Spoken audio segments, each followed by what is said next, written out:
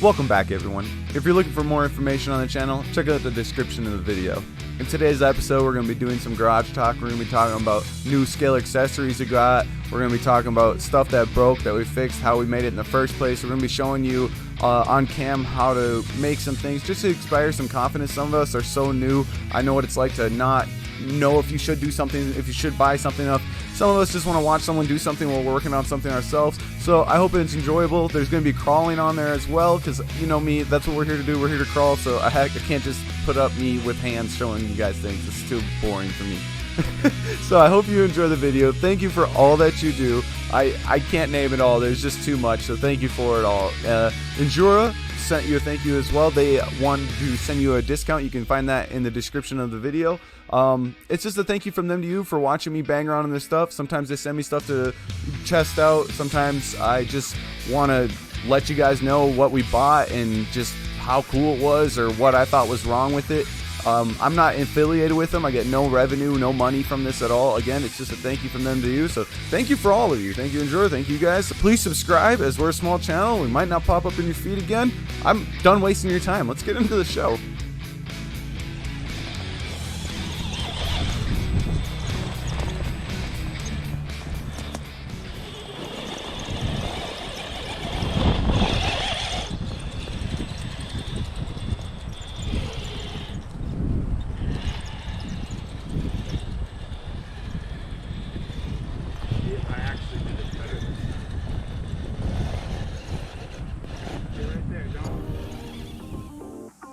Okay, we have a lot to look at real quick.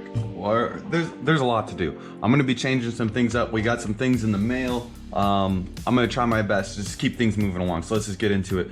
First off, we got our first antenna spring here, and I'm actually gonna install it on Haley's rig. We're gonna put this probably on a couple different rigs. Rubicon Jeep already comes with a drilled out couple spots back here because they use this same body to build the pickup version. They just give you some panels here and stuff. Injora has a really neat way of utilizing the way that they make their bodies. So we got an extra screw hole there, so we're gonna do that with this. I also want to show you guys the bumpers, because Haley was saying, can she get the Stinger bumper back on? Even though the Stinger bumper gives you so much further out when you're coming down on a descent, our battery weight keeps us from flipping forward though. But right now when she's going uphill, she's having a problem with flying backwards, and that's because the weight of this made such a big difference, being that we use the full battery. So we're going to take off our custom bumper here, and I'm using the pegs that came from this. So we're going to take that apart, and I'll kind of show you guys actually how that all happens. I want to do it on there. Okay, so like I said, I flipped the front bumper mount on the TRX-4 Sport here. So that allows me to mount the bumper higher up from the ground. That'll give you a little bit more ground clearance. That's a known easy free mod. Just about every person ever that has been in the hobby will know about that. But when you're doing that, these are the SCX-10 the axle bumper pegs, and you can use them in the TRX-4 bumper. You just have to mount them from the bottom of the bumper mount. So remember that I flipped the bumper mount, so it looks like I'm mounting them from the top, but I'm actually mounting them from the bottom, because otherwise the screw holes are too big. The reason why I'm doing that is just because it's a little easier. Anyways, these are the pegs for the SCX-10, the axial, and you can see, I've talked about this before, the reason why I use the SCX-10 pegs instead of the TRX-4 10 pegs, see what I'm saying, how much further out? The bumper would have to be way out here. For some reason, they allow the SCX-10 pegs to go all the way in up to there. So yeah, that's the reason why we're using them. They're just, the way that they drilled them out, I don't really know why they did that. They made them so long. Once you do that, and then I'll take my pegs here, take your screws, there'll be a screw hole here on your bar. It's kind of a lot just to put this together, but it's because the reason why it goes together so silly like this, I'll call it silly. I mean, it's a good design okay. The reason why it's like this, then I'll explain why it's a good design, is because it fits multiple platforms, right? You can put this on a TRX-4 or an axial SCX-10, and then probably a bunch of other models, Injora models, you know, whatever frames they have, if that's what you're into. And then you could probably do an element, because an element, from what I learned, is just a knockoff XCS10, an Enduro. So like, they're all the same trucks really. So that's why they do it like this. So the slight little hair differences, it allows you to really put it on your rig, even if it's probably what it's not marketed for. Also, what it allowed me to do was take it apart and make my own bumpers of it. Like, you could use this as a bumper if you wanted to. I mean, that's a super duper comp bumper right there. It's wider than your frame rails, which is all it needs to be. Bam, look at that. If you don't need the weight from the bumper, all you need is a bar stock to count as a bumper. I mean, that alone, you're getting 2 bumpers for the price of 1 then, you know. But yeah, I've thought about running this a bunch of times. I just don't have a light enough rig. I need my bumpers to have weight in them generally. For most of my more comp builds at least. Oh, I should have used some, what's it called? I wasn't really thinking. Some Loctite or whatever you want to call it. The blue stuff. But those I've had it on it in the past, so they should stay pretty good. And then what you do is you screw it into there. Sorry if my hands are in the way. Not my ideal way of doing it, but just doing it on cam so people can kind of gain the confidence that I think we all lack when we first start. If someone happens to be watching this and they're new, which I know a lot of us are, things don't have to be perfect, they just got to be done. That's the way I do it. So if you see any of my rigs, like, nothing's perfect. And honestly, like I've shared in the past, I try to make everything I do harder on me. Any hobby I do, I try to play in hardcore mode.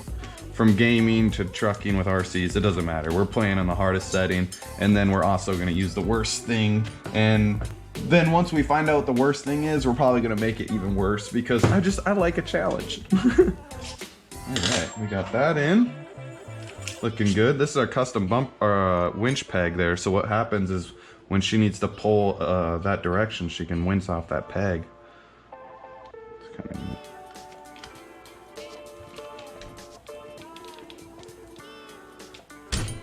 Come on there. There it is.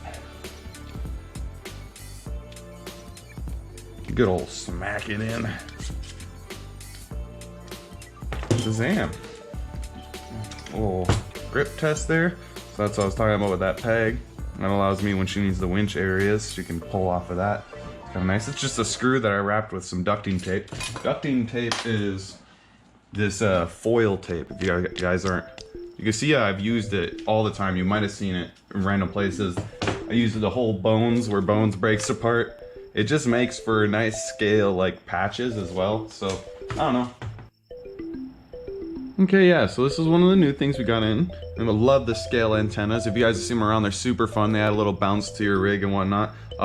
They have 2 different sizes. They have 2 different styles. This is the style without the brass weight in the bottom, you can see here. So when you look on there, you're gonna kind of want to look for that little detail. But they have them at 197 millimeters or 289, and this is the 197 one.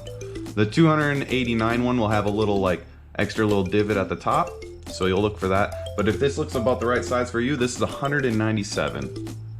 So, and what that does is when you'll see, it's gonna sit about that high. So, I mean, 200 would have been about, 297 would have added another 100, which would have been about there. So I think around 200 millimeters is the size that I think most of us are looking for. Could be wrong, but so let's get that installed. Like I said, Injora already has a couple pre-drilled spots because this body is used in different ways. So we'll go ahead and take advantage of that. I forgot to put the Phillips side on. Anytime I add stuff to my body, I try to look around where I might have some other things located. That way I can counterbalance it as I'm adding scale accessories. So like if you only have a driver in your seat, then if you add like something else that's heavier, add it on the passenger side of your car. That way when you're tipping left to right, you have a better chance of staying more even throughout your crawling experience. Also, like I said though, it is fun to one side your car or something, just make it more challenging, so I understand that too. You do you, have fun. Alright, we're almost in there.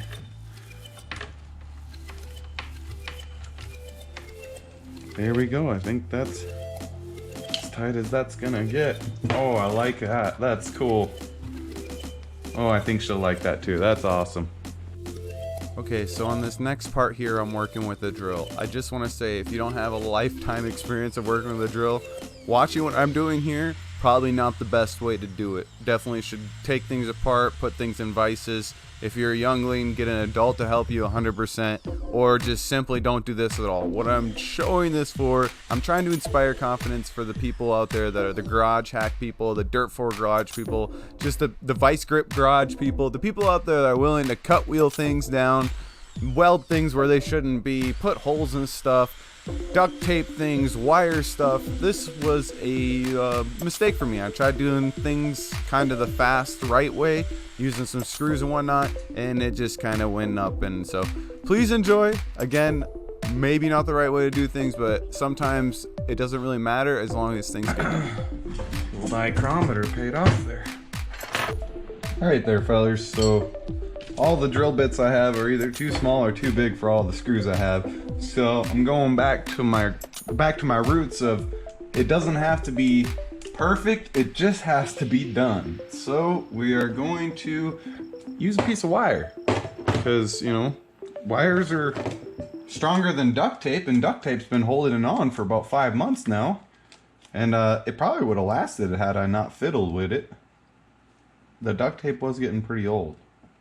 And for me to put new duct tape on there, it's actually pretty hard too, because then I gotta take off my wheel wells because I had the duct tape bolted on. It wasn't just simply taped on, you see.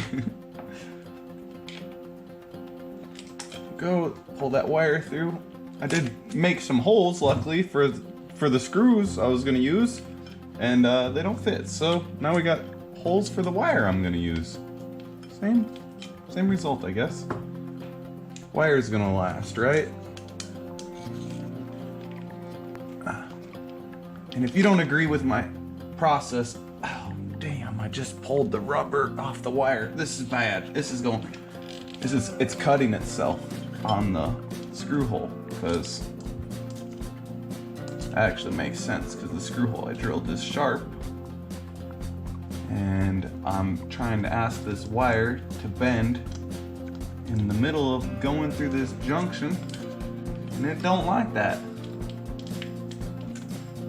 And no.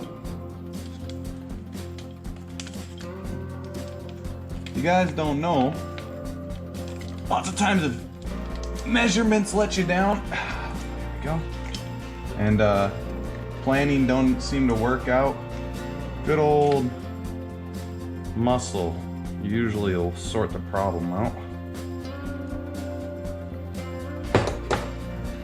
Get this. I don't need this. I've decided just the plain wire is all I'm in need of.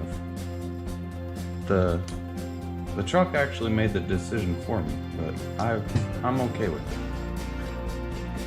There we go. I could just do both sides separately. I was gonna use this as one long piece and run it all the way through, but I think we'll do it like that since I done messed it up. Yeah. Go. Oh yeah. Oh, this is gonna be beautiful. There we go, 3 wires. This thing is gonna be, I can pull it so hard I can pull the winch out, so that's gonna be good enough for sure. That'll pull up both of our rigs, or it'll break the winch. But it will definitely won't fall off the frame. That's all I care about. As long as it don't fall off the frame, we are good to go. The reason why I run them behind the body is if we weren't running this bumper, which I could put the winch on this bumper, but it's connected to a plate, so I don't have that, excuse me. So, but I like having it hidden. You can get more closer bumpers if you don't have your winch on your bumper, excluding the Stinger, and probably a few others. Okay, so you might have seen in one of the last episodes here, 2 episodes back I believe it was, we were out at Thompson Dam and we broke our custom roll cage here. This roll cage is off the Rubicon pickup. So I snagged parts off of a Rubicon pickup body that I had, and then we went ahead and custom made some different parts for different bodies that I had. Well, this is the back 2 roll bars, and the grooves are supposed to be dug out in the rear. And on this pickup, they didn't have anything. So I quickly just went with, you know, it ain't got to be perfect, it's got to be done, because I think we were getting it ready for a comp at the time. And it's lasted so long, probably about 3 months. All this time it's been rolled. I've seen people pick it up by the roll cage, and I'm going to go ahead and just re-glue it. So yeah, I haven't learned my lesson the first time. And that should hold it again for a few more months. A couple more goodies. We got some Tupperware bins from Injora Scale Accessories. So we're gonna put them in. I think they look awesome. They actually open up and everything. You see here. But bam, look at that. And then you just pop that, and you actually have a little tub you can put stuff in. How dope. We are going to mount our Injora fog lights again. If you guys haven't seen these, we've done a video with them in the past in the color for Comanche. We're gonna mount them the same way. We're gonna mount them behind the grill of our Comanche here, our gray one. And then we're gonna do it with hot glue again, because I kind of like that they broke off one at a piece, because then they slammed around. What's really cool about these is you see there's no damage from them smacking inside the RC for 5 hours. But usually you'll get scale RC lights and they'll be like this. They'll be plastic. They just have a couple of grooves so you can glue in the light lens. But those always pop off, they always break off. I've seen these a million times on my own and on other people's rigs just break, and we find the lens covers everywhere. These are bolted on, or well, screwed on, bolted in scale, right? But I really don't think it's possible for these things to break. And they're LEDs instead of just tiny bulbs. So they're really bright and they look neat. I'm gonna mount them. They come with 4, they got double sides and stuff. Like I said, we've been into it before, but this is just another really good testing of these lights, and we're gonna run them through the water most likely in the next weekend here, and we're gonna bash them around. So our lights glued in here. Should take a couple good smacks. I did a little bit more heavy duty. I did on both sides of the tabs this time. And then I just glued the wires there so they don't hang. And then you see we'll have taillights and headlights. I did run 2 different sets of lights, so what we'll do is we'll hook up a divider, which will allow us to run double plugs. Alright, you can see that on our Sport, we're just coming on our stock ESC, we're just dividing our stock line into a 3-prong and another 2-prong. I'm going to take that 2-prong and split it again. And what that'll do is it'll allow us to have a female 2-prong. So now we got a 3-prong, that's actually a 2-prong female, we got a 2-prong female here, and this will just be an extra out, which we're not going to use. We have our 2 3-prong here. We'll plug it in like so. You don't have the battery in, so you're not going to see the lights come on at the moment. And then we got our double prong, male to female. Make sure it's in like so. And there we go. I hope this video was able to help somebody. Thank you all for watching. Have good days, have good nights, and happy trucking.